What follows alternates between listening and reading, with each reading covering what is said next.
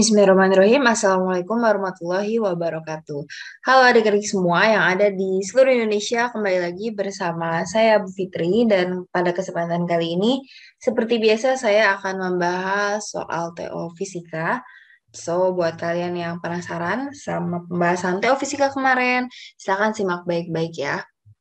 Oke, di soal nomor 11, utas kawat penghantar dibentuk seperti pada gambar. Kayak gini ya. Bagian yang melengkung merupakan seperempat lingkaran. Yang dicari adalah besar dan arah medan magnet di titik A yang merupakan titik pusat lingkaran. Oke, jadi yang dicari adalah medan magnet itu B ya. Nah, ini ada berapa bagian kawat? Kita lihat dulu. Ada 1, 2, 3, dan 4. Berarti di sini ada yang bentuknya lurus, ada yang bentuknya melingkar. Oke, B untuk kawat yang lurus. Gimana nyarinya? Mui dibagi dengan 2 pi A. Sedangkan B untuk yang melingkar kawatnya, caranya adalah muin dibagi dengan 2A dikali theta per 360. Nah, kita pertama-tama tentukan dulu arahnya dari masing-masing bagian kawat. Jadi di sini kan kita punya 4 bagian kawat ya. Dari mulai kawat yang 1, 2, 3, sampai 4. Yang diminta adalah berapa B di titik A. Nah, kawat 1 kan ada di sebelah atas. Titik A itu di bawah. Berarti B-nya itu hanya di sepanjang sini doang. Nah, daerah sini doang. Berarti BI lagi. B1 betul. Itu adalah 0 karena gak kena ke A. Begitupun yang 3. Berarti yang 3 itu cuma daerah sini doang nih. Berarti gak kena ke A. Berarti B3 juga 0. Beda halnya dengan yang B2. B2 di sebelah sini. Masih kena nih sama si A.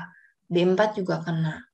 Berarti tugas kita adalah mencari arahnya. Oke, ingat ya, cara mencari arah itu menggunakan kaidah tangan kanan. Bahwa di sini yang menjadi jempol adalah arah arusnya dan 4 jari adalah B-nya. Karena ini I-nya itu ke sebelah sini, berarti B di titik 2 adalah masuk. Sedangkan B yang di titik 4 itu adalah keluar. Oke, berarti kita cari dulu aja pelan-pelan satu-satu atau mau dilangsungin juga boleh. Oke, berarti kalau begitu B di titik A itu ada B2 sama B4. Nah, karena yang satu masuk yang satu keluar berarti dikurang. Apa kurang apa? Logikanya kalau dia yang dekat berarti B-nya makin gede. Berarti kalau gitu B2 dikurang B4. Oke, B2 berarti apa? U0. Arusnya kan berarti bakal sama kan? Oke, kita anggap ini arusnya kan I kan? Mana sih arusnya nggak ada. Cuma di sini dianggap arus yang mengalirnya I. Jadi karena ini satu kawat, satu jalur, maka arusnya sama I. Kan ini melingkar ya bagiannya, berarti pakai rumus yang ini ya. Oke, jumlah lilitannya berarti cuma 1. Dibagi 2 dikali A, itu adalah jari-jari. Nah, jari-jari yang kawat 2 itu adalah R kecil. Tetanya berapa derajat? Ini cuma seperempat lingkaran, berarti 90 derajat per 360. Dikurang B4, berarti mu0 I, N-nya 1 dibagi 2 dikali. Nah, jari-jarinya berarti dari sini sampai sini adalah R besar. Ini sama 90 per 360. Ini jadi seperempat ya. Ini juga jadi seperempat. Oke, berarti ini kita tuliskan. Berarti seperempat mu0 I dibagi dengan 2R dikurangin seperempat mu0 I dibagi dengan 2R. Oke, kita bisa menemukan kesamaan gitu ya. Nah, kesamaannya yang mana gitu. Nah, jadi intinya mah ini kan sama nih. U0 I sama, 4 sama, 2 juga sama. Yang membedakan hanya R ini doang. Jadi kita bisa coba ya ini dikaliin kan. U0 I dibagi 8R dikurang mu0 I dibagi 8R besar. Oke, berarti kita keluarkan saja mu0 I dibagi 8. Jadi tinggal 1 per R kecil dikurang 1 per R besar. Oke, berarti apa dong? Jawabannya ada gak? Ada gak?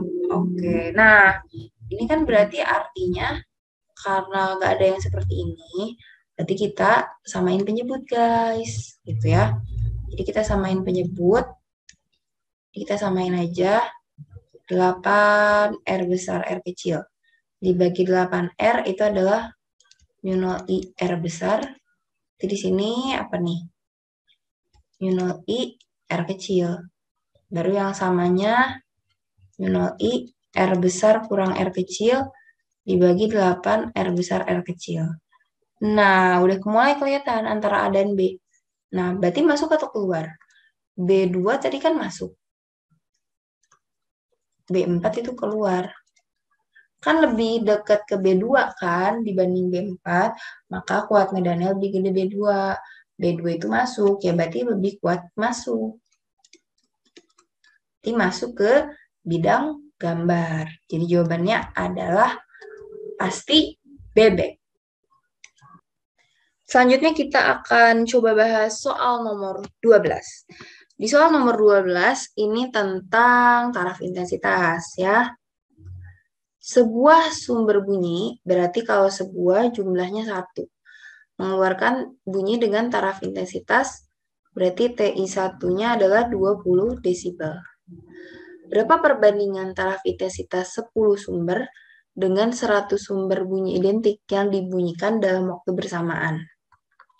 Berarti berapakah TI saat 10 banding dengan TI saat 100? Nah, gitu ya. Apa persamaan taraf intensitas bunyi? Jadi taraf intensitas bunyi, kalau jumlah sumber atau jaraknya berubah, berarti kita gunakan TI2 sama dengan TI1 ditambah 10 log N2 per N1 dikali R1 per R2 dikuadratkan. Nah, ini adalah persamaannya. Tapi karena di sini yang berubah hanya N, berarti R-nya boleh kamu coret aja.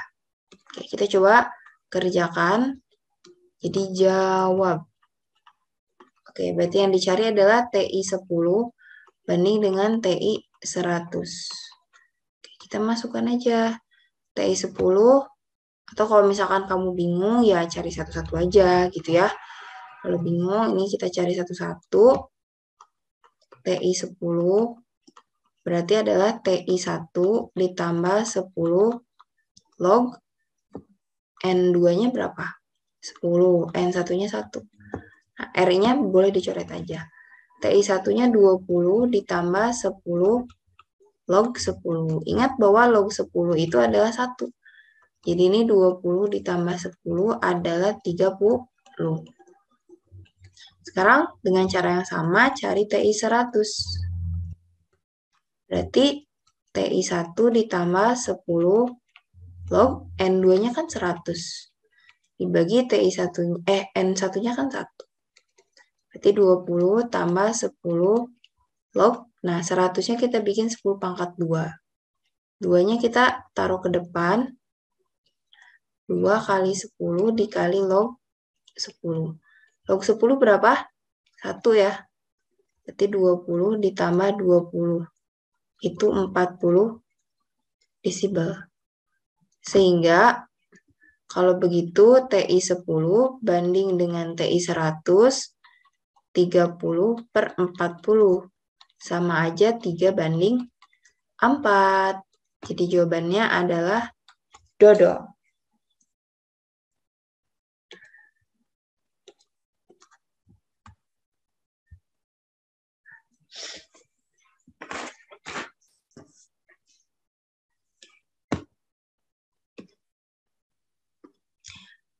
Terakhir, kita akan coba bahas soal nomor 13. Nah, di soal nomor 13 katanya bola kecil, ketahui masanya adalah 100 gram.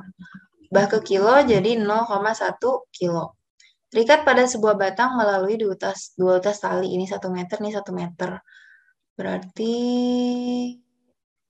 ini 1 meter juga. Jadi kalau begitu yang ini 0,5 meter. Yang ini juga setengah meter. Jika batang berputar, sehingga tegangan tali B, nah berarti di sini kan ada A, ada B. Jadi yang diketahuinya TB adalah 4 Newton. Yang ditanya adalah kecepatan sudut omeganya berapa, gitu ya. Nah, untuk mencari omeganya berapa, berarti biar gampang kita coba gambarkan dulu gaya-gayanya. Di sini berarti dia punya TA. Nih, dia punya TA. Diproyeksikan ya. Nah, ini menentukan tetanya bebas mau yang mana. Misal saya tetanya yang sebelah sini, gitu ya.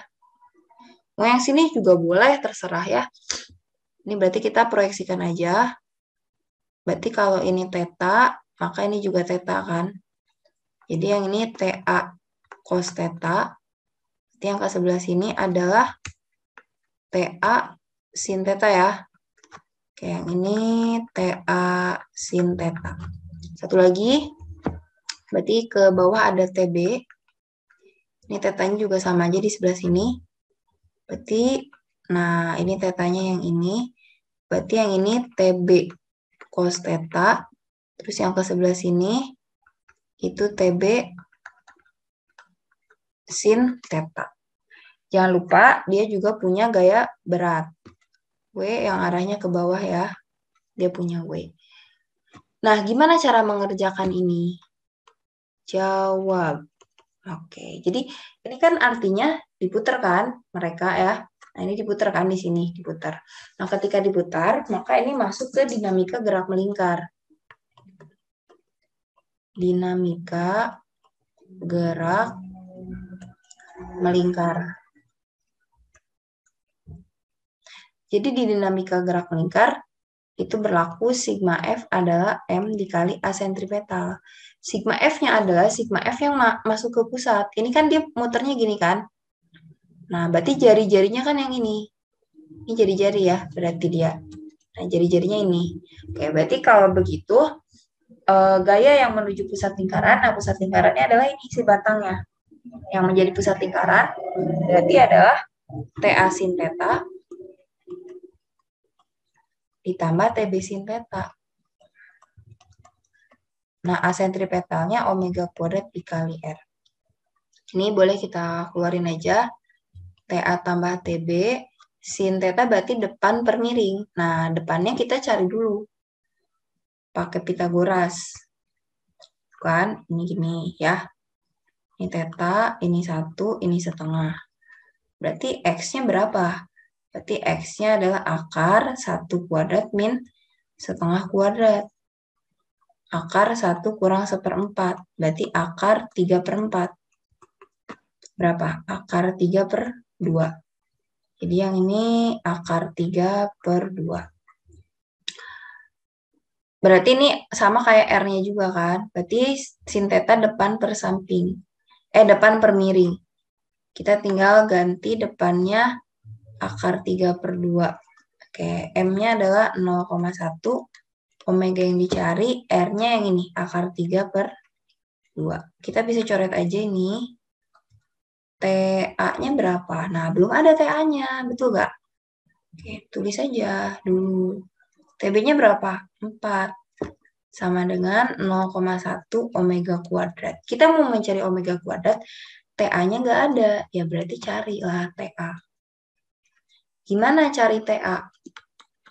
Nah, kan ini sigma Fx berarti kan benda bergeraknya di melingkarnya sumbunya X. Itu ya, ini gini maksudnya. Gaya-gayanya ke X. Nah, satu lagi adalah sigma Fy. Sama dengan 0.